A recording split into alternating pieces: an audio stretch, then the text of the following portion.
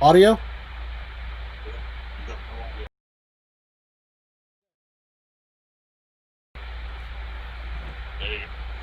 All right. Hey, we have just been full of difficulties today. So now we're back.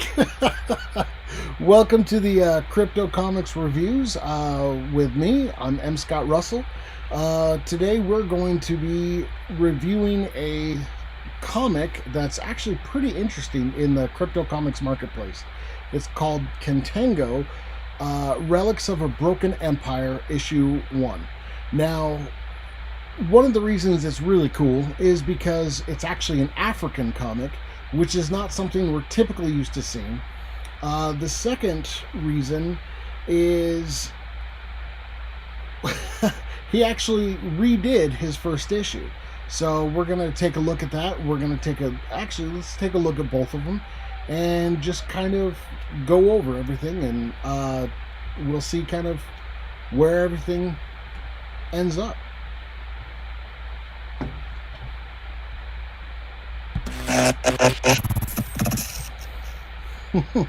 Okay, so as you can see, this is Cryptic Mystic Pens, or Bazil's page on Crypto Comics. And if we scroll down here, we have KATONGO issue 1 and also this one. So without further ado, let's jump right into this. So one thing that I've actually noticed about a lot of African styles, I had to actually do a lot of research because I had never really run into a comic from Africa before. I did notice it's kind of a mixture of the American and European styles. Now that, well, just kind of recently they've started to bring in more of a manga influence to them. So they typically either focus on more of the realism, where it's kind of about the economic hardships or social injustice and stuff like that you would see in Africa, or else there's a really strong sense of the African mythology. Now, I'm not used to that. I'm more familiar with, I guess you could say, kind of either the European or the Norse mythology. So this was actually kind of cool to see. There's a whole lot of like research that I did kind of before I started reading this comic, just because I wanted to know where they were coming from. And I mean, I'm going to butcher almost every name in here, so please don't take offense to it. There were some mythological features like a Khan and Vodun. I'm not even going to pronounce the rest. But there was some really interesting aspects, such as if you see a chameleon in the mythology, it's generally a herald of eternal life kind of thing. So there was a lot going on there that I never researched before, and I never thought about researching before. And truthfully, I had a blast and I loved it. So let's start by talking about this cover. I love it. Just the way, the mountain scene just kind of frames that character. We start off with the blues and then down to the earthy tones. It's just such an amazing piece of art. It really, really does kind of remind me of some other African comics. Oh man. I can't even remember the name of them offhand, but just like I said, they were really new to me.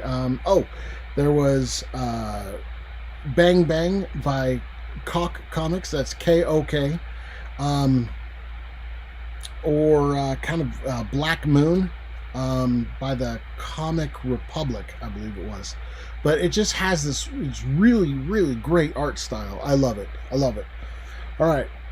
So jumping in, as you can see right now, it just gives the prologue. We start talking about kind of the history of the mythology that they're going to, that Bazil talks about. Where it's this kid is born under, just a cursed sign. It's really cool just to kind of see how they've actually set this up. It brings in a lot of the elements. As you can see here, we have the totems. It's a pretty good story. It's pretty interesting. So, it just keeps talking about, still giving you more of a backstory at this point, until we finally move into what's going on. And it starts off with 3 characters, Nelesigium. I told you I'm going to butcher him.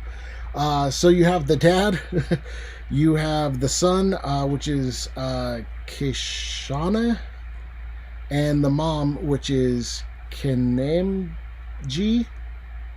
Oof. I know I'm pronouncing these wrong. But this kid is sick. There's just a lot going on here. And they're essentially deciding to kind of travel through this kind of forbidden city, forbidden forest. So it's already setting up like, it's going to be kind of dire. Over here we have this, beautiful full width page, which it's so awesome to see.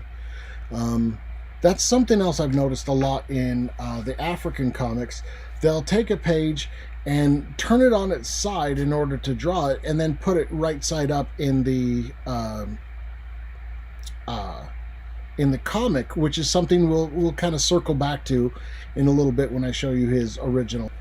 So this is just kind of flipped on its side, and it's kept it that way just because our system does allow it. So then you have, it's kind of going back to the edge of that forbidden forest, where you have KATONGO, who is kind of our main protagonist, coming out of the forest, and he's got these really cool lions, because as you can see, they have horns, which is something that's I haven't been able to find much evidence in the mythology, but apparently it does explain it in this comic that they're only found around deities. So yeah, it's just kind of cool, interesting little fact there. Everybody at this point is bowing to him, and then we switch back over to this dad, who I'm not going to try to pronounce his name ever again. But this dad and the son, who is sick, showing up at this town. And they got to get through the town in order to get to this forest. You can see there we have the map. So right away, this guard of this town is definitely trying to stop them. So the son starts displaying powers, which is pretty interesting. I love that aspect where, I thought he was, really sick, and it turns out he kind of has powers, and I was like, wow, was it kind of one of these Stan Lee mutants kind of feel to it. So definitely going to have to see where it goes from here. So they're just essentially going through the town, but it does switch back and forth between KATONGO's story and Kishana's, the son's story. So I love the panel layout. It's kind of cool how it's just broken right there, but it makes sense. And of course, the art is phenomenal. I really do love the art. It's a definite combination of like cell shading and the traditional, well, not traditional, but the newer blended shading that you see with and coloring, with the advantage of the digital art. So, and it's just the action scenes are so good. Okay, now, like I said, this is kind of a remake of the issue 1, which, let's go back over here.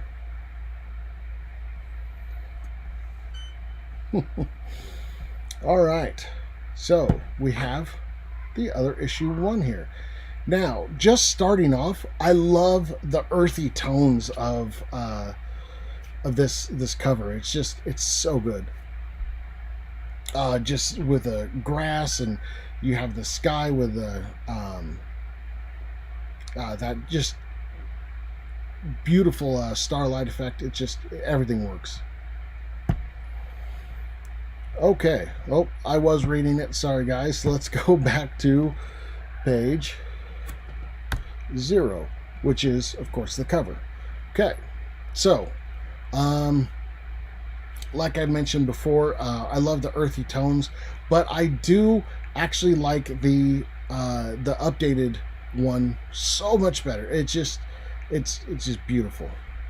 Okay, so of course here we have the prologue again, which I'm just going to kind of skim through it because we've already seen it.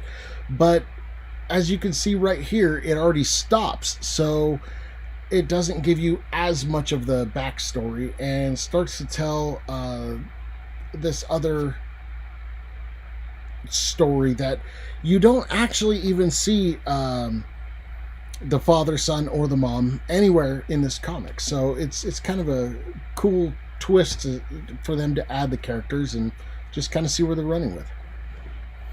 Okay, so once again, action shots are beautiful. They are beautiful, but at times they are a little hard to follow.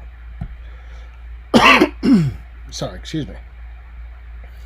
So like I was saying, it's with the, it kind of reminds me of a little bit of the Transformers, the Michael Bay Transformers, where the action shots are almost a little too close to actually be able to see. But when they do pull back, it just, you get these amazingly beautiful pieces. So, and then you have this character. These two guys are just kind of talking. They're basically saying, "Holy crap, we have to sacrifice enough for this particular deity, or else, they're going to be upset." Which they're discussing right here, the fact that they don't have enough, so these babies are going to get marked. Anybody under the age of 1 in this particular region is getting marked. So they're like, well, let's just kind of see what's going on and kind of hope for the best, And here once again, this is very typical of the comics that you would see in Africa, where you have a particular splash page which is actually turned on the side. Now, the cool part about our system is we can turn it right back up, so you can actually see the full thing. Now, one thing I did notice that it kind of threw me for a loop, which some of you might have just seen. So if you scroll down a little bit, it looks like they literally just lifted this from the script, but I noticed a lot of that is gone in the second version of issue 1. So, Dee Dee, not happy at all. And once again, just this beautiful splash page where you can see him just tearing through these pots that were left with the particular sacrifice. And it's pretty cool to see that there's this kind of huge fight that ensues where these two guys just get, they get slaughtered. It's pretty bad. They don't actually die. It's just, bones are broken, and it's just, they're in pretty dire straits. And then he goes off to essentially mark the babies. So we have one who's like, you got to get out of here. And the other one's like, dude, no, wait a minute. Like, hold up. Like, I got to take care of you. There's no way I'm getting back in time before he marks the babies. And he's like, nah, you got to go. So, essentially gives him this knife. And he's like, show these to, the chieftains. They'll kind of let you in. They'll listen to what you have to say. And right away you can see just the beautiful contrast between the night versus inside where all the fires are lit. And another thing that's pretty traditional in comics is like the contour lines around various people, but as you can see, they made a distinct stylistic choice to forego that, giving it more of a natural, realistic look. And I can't speak highly enough. This, on the wide shots, they're just beautiful. Also, as you can see in this other panel to the left, you have some really interesting angles, which I like. It kind of breaks up the monotony of just the straight on, you're looking at, from the eyes of the protagonist. It just,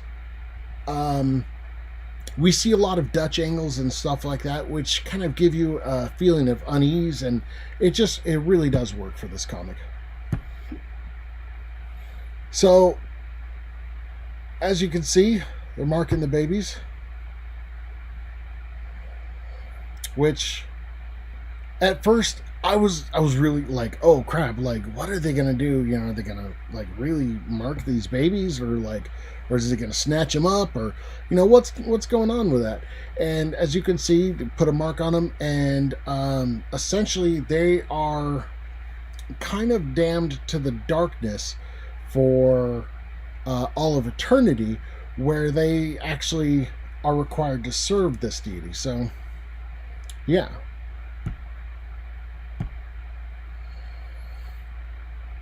Once again, large fight ensues, but it's still a little hard to tell what's going on, just because the close-up shots, they're so close, or as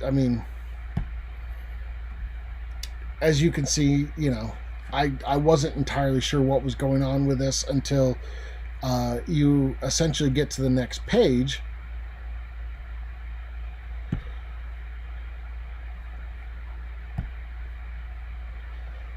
where they actually have him tied up.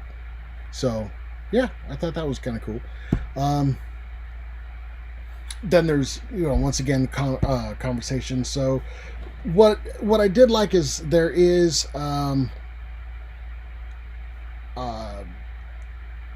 it's got a good pace to the story. You go from one action shot to another, from one action scene to another, but there's a lot of good dialogue kind of filling in the story, and so it never does get boring. I will say that I love this. It does not get boring. There's enough dialogue that you actually can follow the story, but also enough action that it never slows down. So it's just from one right to the next. So, you have this guy who's kind of desperate to stand up against this deity, and it's pretty fun. And just the way it ends, you have this the shadow kind of coming out at the end, and so I would like to know from you guys which one you think is better. Do you like the original, or do you like the kind of redone number one, where it takes you in a completely different direction? So I would like to see this stuff incorporated into further issues of the redo, just because, like I said, great action shots, when it is pulled back, and a lot of great action scenes. So yeah, let's see. Andrew Fry says color work is fantastic. Yeah, it really is. Daryl here says great artwork, and yeah, once again, I cannot disagree. It's beautiful artwork. It really, really is. The use of colors is just phenomenal. So yeah. All right. So I know it was a kind of a quick one today. That's just because it's our first big review, and we did take a lot of time kind of breaking into the system, getting it all working right and everything. So that will be it from me today. Don't forget to like, subscribe, follow, join in the chat every chance you get. I would love to hear what you guys have to say. And if you want to get your book reviewed, hit me up. Hit up any one of the Crypto Comics crew, and we'll get to. We'll definitely sit down and actually talk, and yeah, we'll jump in. All right. Thank you.